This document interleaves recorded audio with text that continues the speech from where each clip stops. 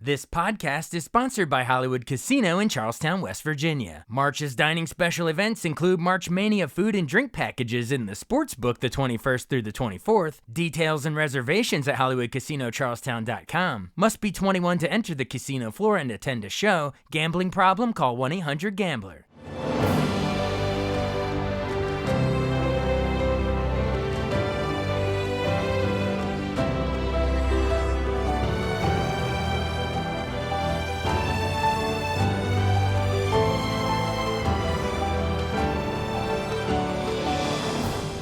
Welcome to the newest episode of Beyond the Fame with Jason Fraley. I'm your host, Jason Fraley, picking the brains of the top filmmakers, musicians, and artists of our time.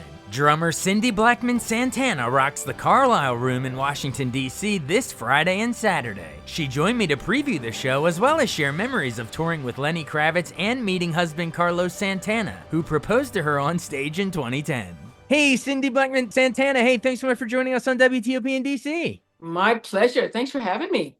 Now, we're talking because you're coming to the Carlisle Room on March 15th and 16th. Have you played that spot before? I think it's relatively new. I think it's been there a couple years now, but have you ever played that spot? No, I've never had the pleasure. So this will be the very first time for myself and for the band. This will be awesome. Awesome. Yeah. And if our listeners don't know, it's located at 1350 I Street Northwest. It's sort of over near where do I want to say? It's not far from the White House, actually. It's like just north, slightly northeast of that. So it's a cool spot.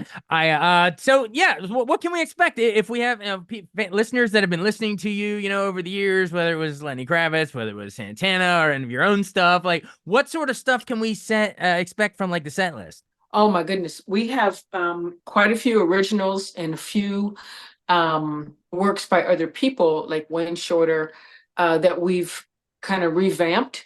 So, they sound a little different, which is great because we put a little new spin on some of them. Lots of energy. This band is really so great. Everybody's got such big ears that the music is able to really take a lot of journeys and a lot of a lot of twists and turns. So it keeps the excitement. It keeps the energy, and everyone has a really great sound on their instrument. So sonically, it sounds lovely. So it's always, going on journeys. It's always exciting. It breathes when it needs to, but it always sounds good too, just to the ear, because the saxophone player, Emilio Modeste, he has a great tone on soprano and tenor. Felix Pastorius on the bass is just such an incredible player all the way around. Just his ears, his expressiveness, and of course his tone. Aurelian Budnek on guitar is one of my favorites. He's really amazing, just very musical, and you get a lot of cats on guitar who are just like shredders. Right.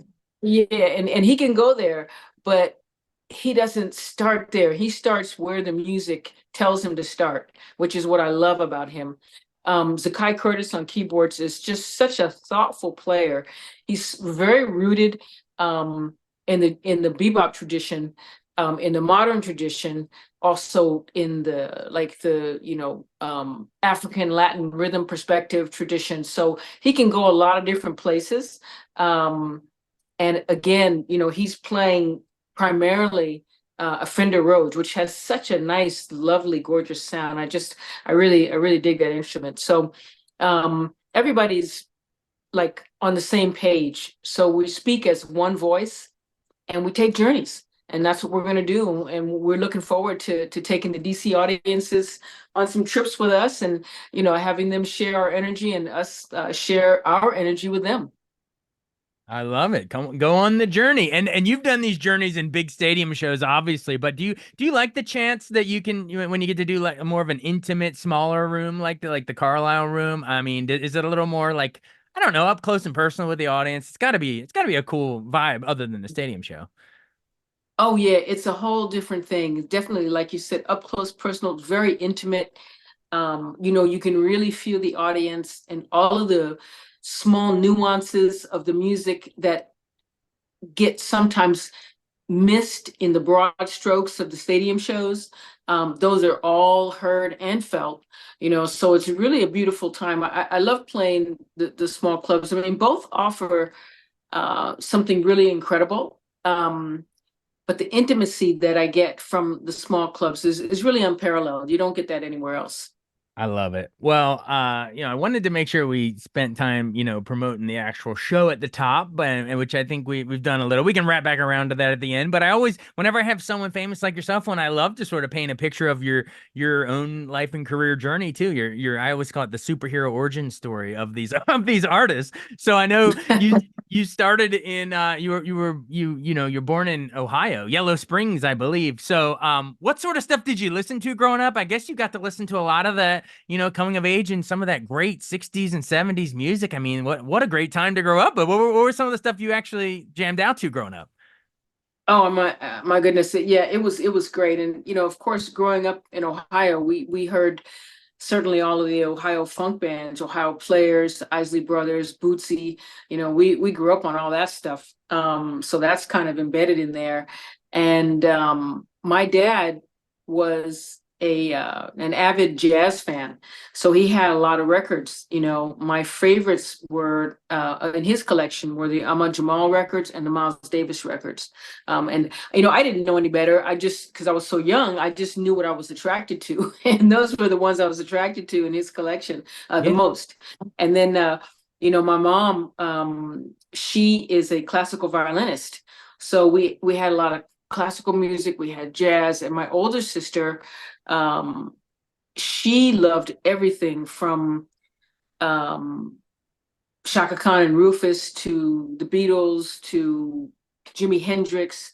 Hmm. She loved Miles, she loved Coltrane, and she ended up with a collection of about 200 records, which I rated all the time. Um, Wow. so so there was a lot of music in our family. So it's my taste is very diverse, and I owe that to the family that I was born into, because there was so much diversity just in my household. And then when you step outside of my household, both my grandmothers played piano in the church, and my mom's mom was a professional classical pianist, incredible musician. She Oh, played that. She played the organ in the church. And then my uncle was a singer and a vibraphonist. He also played acoustic guitar. And then, many other musicians strewn around, with cousins and stuff like that. My older sister sang, so there was always a lot of music around. And Yellow Springs is like a little hippie town. Our population was 3,000 when we grew up. And wow. so people were into arts and music. And is And that so like that's near what we did. Dayton? Is that like Dayton area? Is near Dayton. Yeah, exactly. It's Okay. like 20 minutes from Dayton. Okay. But a little hippie town, as you say. I love it. Yes. That's cool. Cool spot to grow up and love the music collection you were exposed to with the family. That's great. All right. Oh, So then when you start pursuing it a little more seriously, like don't you move to New England for what is it? The wasn't it like the Hart School of Music in Hartford and then also the Berklee College in Boston, of music in Boston? So yeah, how did shipping off to New England help cut your teeth, you think? oh my goodness, it just gave me a much wider exposure. And that's where when I lived in Connecticut, that's where I really, really started to get further into the drums. My dad got a job transfer, and that's why we moved. Hmm. And when he told us that we were going to move, I started crying. And when we were in the car driving from Ohio to Connecticut, I was crying, and he looked at me and he said, "Cindy, if you stay in Yellow Springs, it's such a small town, you won't have that many options." He says, "Look at how many of your girlfriends or girls that you know who are already pregnant with children." And they were like, I was 11, and I had some friends who were 13 and 14, and Wow. a couple of them were already pregnant. And he said, their life is going to be beautiful with their children, but at this point, they don't have many other options. They have to raise that child. If you want options, he said, if you want to expand and be able to do more things, we need to be in a place that allows you more choices. And as he started explaining it, I stopped crying. I was like, oh, I get it. Oh, this is And he maybe was something. If exactly I'm going to have a right. music career, this is something that we might have to do. Now, was there a drum kit in the back of that car, or did that come later? My little toy drum kit got left in Ohio, but Ah, I started begging for drums, and it took about a year. But a year of begging got me my first student model kit.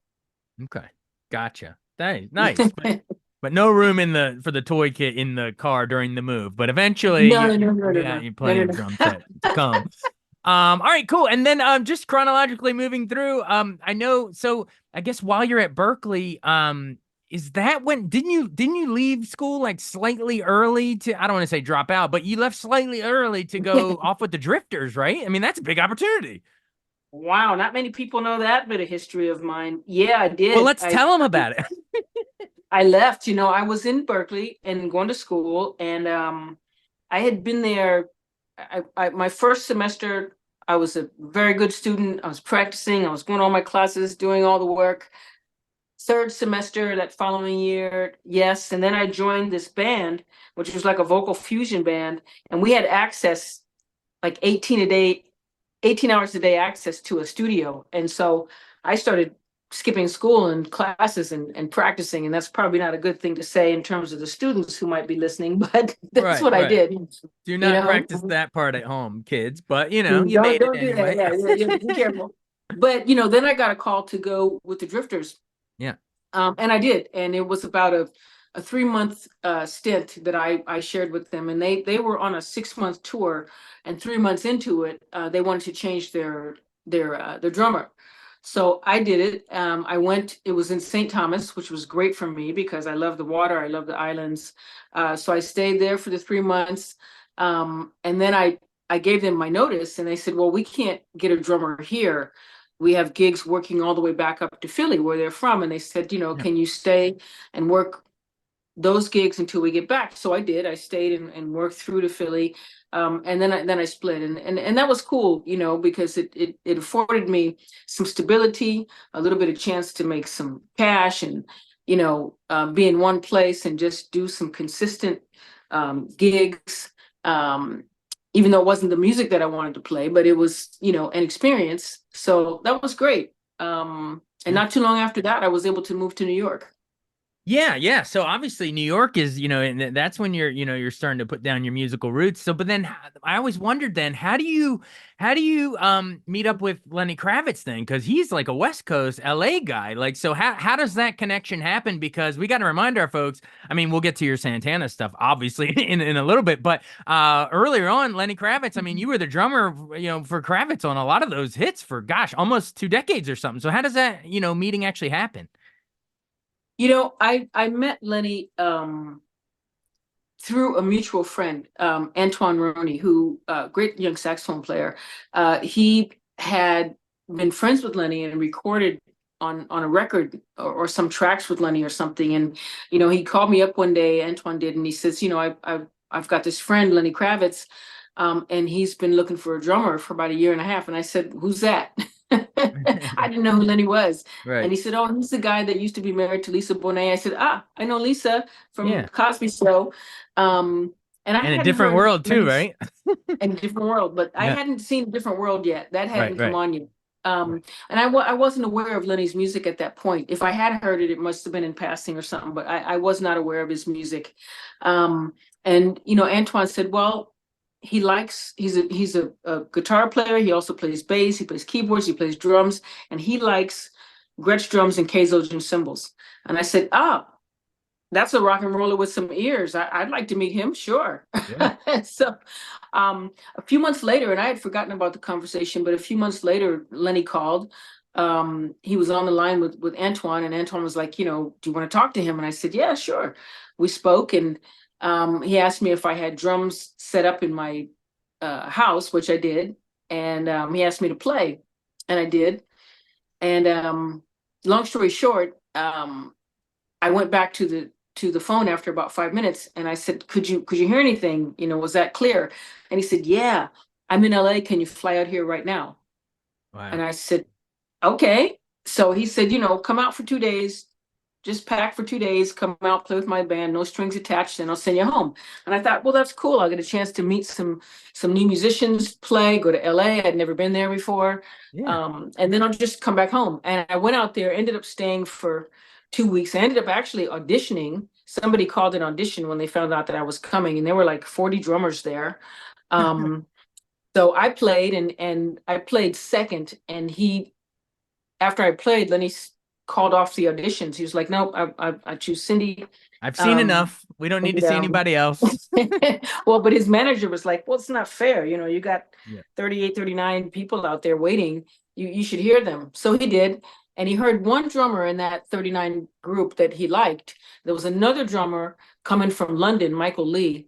Really great drummer. I liked Michael Lee a lot. God bless him. Rest his soul. RMP, RIP, Michael.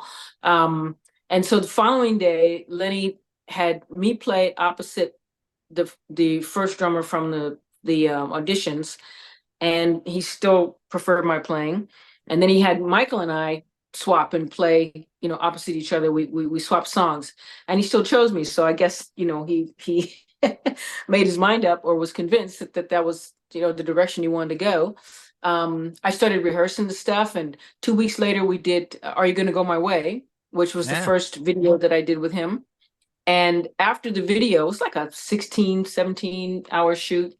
After the video, he and his manager, the guitar player, bass player, and his assistant, they all walked me outside. And then he said, "So you want to join my band?" And I said, "Yeah, sure. And when does it start?" And he started laughing. He said, "It started 2 weeks ago." That's So that hilarious. was like a 17-year stint, and I did all the live stuff, played on one of his records, but mostly that's him playing drums, or it's programmed, but it's mostly him playing drums Oh, actually on okay. those But you records. were in the video for Are You Gonna Go My Way? But you're saying some of the other big hits like what, Fly Away and American Flyways is Woman cover and all programmed. that was him on the Flyways drums? Flyways programmed drums, but the other Okay. stuff was him playing. Yeah, for sure. Gotcha, gotcha. But that's still, I mean, but you're still when you're out there rocking with them what on the road and stuff, right? Like were you touring? Were Oh you touring yeah, drum? oh Yeah. yeah, yeah, Yeah. yeah, absolutely. We did So cool. a great movie when we were in Australia called Live from Planet Earth. Um, Nice. that's really shows the band at that point. Um, so that was a great thing, and 17 years of playing on the road. It Yeah. was it was quite an amazing run. That's so so cool. All right, so then thanks for the that era of your career. But we got to remind our listeners now. So how do you meet your future husband Carlos Santana? Because I know I think he like proposed to you on stage. I'll get to that in a second. But how did that meeting come about even before that? I played opposite Carlos on a festival in Germany. I was with Lenny Kravitz, and Santana was playing, and they played first, and um, I knew Dennis Chambers. We were like longtime pen pals. We were buddies. And so I went to say hi to Dennis and met Carlos just really briefly. I got a chance to meet him, but there were no sparks or anything like that. I was involved, and I believe he was involved as well. So it was nothing like that at all. But it was, nice to meet him. Fast forward, skip ahead, What year would five that have years been? later, Just so I have my details. What year would that tour been? that was 2005 Okay, okay, okay. So fast forward to now when? to 2010, when he had some bookings, and one of them was outside of his tour that Dennis already had booked himself for another tour during that period. So he couldn't make that show. And he was trying to figure out what drummer to get to sub. And he said that he heard a voice in his head say, "Get Cindy." And he was like, "Get Cindy." And so he asked his assistant, he says, Something's telling me to get Cindy." And he said, "Who is Cindy?" And his assistant said, "You remember her? She's the drummer that played with Lenny Kravitz." "Oh yeah, okay." So he called me to sub, and it was awesome. I had a great time playing with the band. It was really great. Um, and Carlos and I just connected, musically. And then as we started talking, we were really connecting spiritually because of the path that he was and is on. And then we just got closer and closer. And 7 months later, we're I'm sitting in with him in Chicago on stage, and he popped the question, and I said, yes, This is in 2010 in Chicago, you said? yes. What? Wait, do you remember? So you were doing like a drum solo and then he just hits his knee, or what? What were you playing? And yeah, I want to know if you can remember. It might be a blur because you might have, blacked out because it was so exciting. But what do you I remember the remember I exact was thing I you were was playing? I was playing um let's see, Corazon Espinado, Cool. that song, and I took a drum solo, and he introduced me, and whenever I would sit in, and I was sitting in quite a bit actually, and sometimes he would just introduce me, and I would walk off, and sometimes he'd call me up to the front of the stage. Rare, but once in a while he did it. So this time he called me up to the front of the stage, and he starts talking, and I'm like, whoa, this is a long time. He's in the middle of his set. He's just rambling. What's he talking about? He's just talking, talking, talking. It seemed like forever that he was talking. And then he just looked at me. And for a second, there was like a few seconds of silence. It was like a golden silence. It wasn't like a dead zone silence. It was really golden because of the way he was looking at me. And it seemed like a long time because we're in front of, like, I don't know, 20, 30,000 people, a lot of people. Um, and then he just said it, he said, Cindy, will you marry me? And I was pretty floored, but I said, yes, absolutely. Oh, that's I love it. That's such a great story. And I actually interviewed your husband.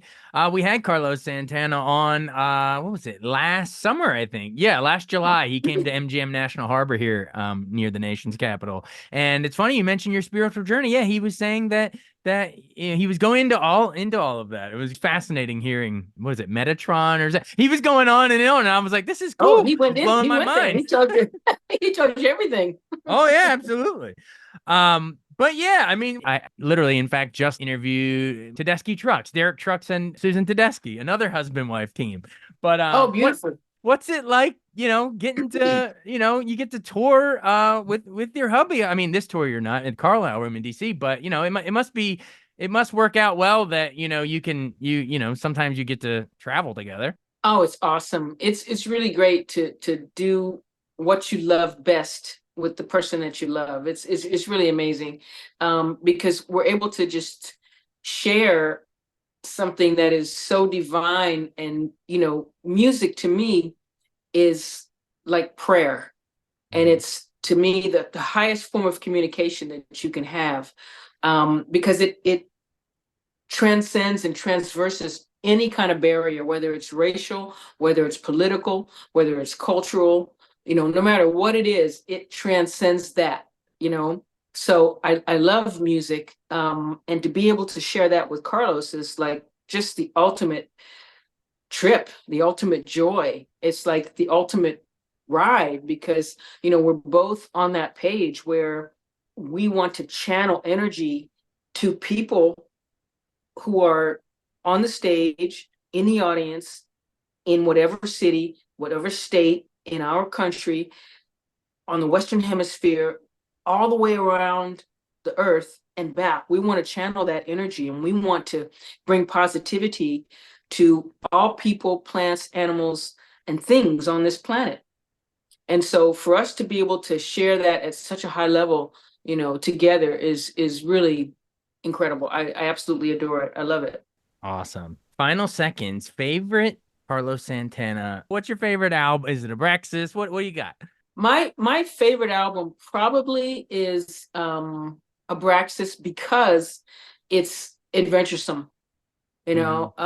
because I'm a bebopper, and I love creativity. I love, stepping on the edge. And so that's an adventuresome record. But Oneness I also dig, and Supernatural is incredible Oh my God, because yeah. it's just got such singable songs, and such great songs. He's touching. We see people from the age of toddlers and children coming to people in their 80s and 90s coming to shows. So the whole gamut is really into Carlos, which is really amazing. Not many people can really say that their music does that. His does. And I think that the core of every record that he's done of all the times that I've played with him, and all the times that I've heard him, is his really delicious sound, and his choice of notes. That sound of his is, it's like it is playing your heartstrings because it's so endearing, it's so heartfelt, it's so intense, and it's very loving. So you hear and feel all of that in the notes that he's playing. So to me, that's really the core that brings every record, every song of his that he's played on, together. And that's my, before you talk about any riff or even any song or any album, that's my favorite thing about Carlos. It's his tone. That sound is really so incredible. Somebody with an amazing tone can play one note for me and I can just rest for the rest of the day. I'm good.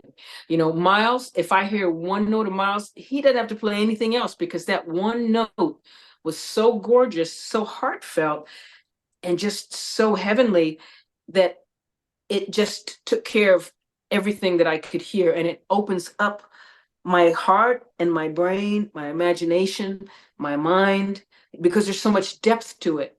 And that's the kind of sound that Carlos brings. It's a sound that's got depth, heart, soul, feel, vibe, and that grabs me.